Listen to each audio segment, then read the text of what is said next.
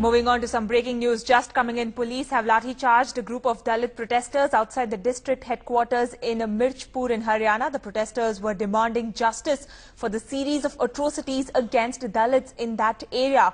The Dalit protesters were violating Section 144 that has been imposed outside the district headquarters. Police used force to clear the traffic. Many of the protesters were women. That's the big news that we are tracking. Clearly some sort of unrest in Haryana. Well, let's tell you once again what exactly has happened. The police have lathi-charged a group of Dalit protesters. This in Haryana. The protesters were demanding justice for a series of atrocities against Dalits in that area. Now, Section 144 had been imposed in that area. Let's go across to our correspondent Vishal Monga, who joins us for more. Vishal, first of all, what's the latest as far as the situation on ground is concerned?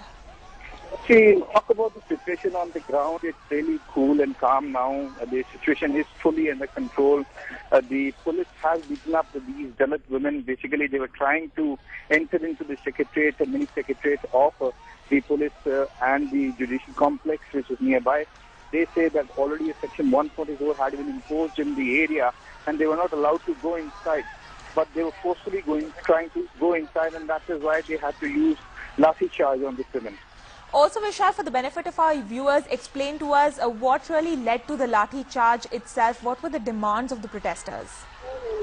See, these protesters were demanding action against the higher caste. Earlier last year, there was some brutal incidents in Mirchpur where the house of a Dalit was burned.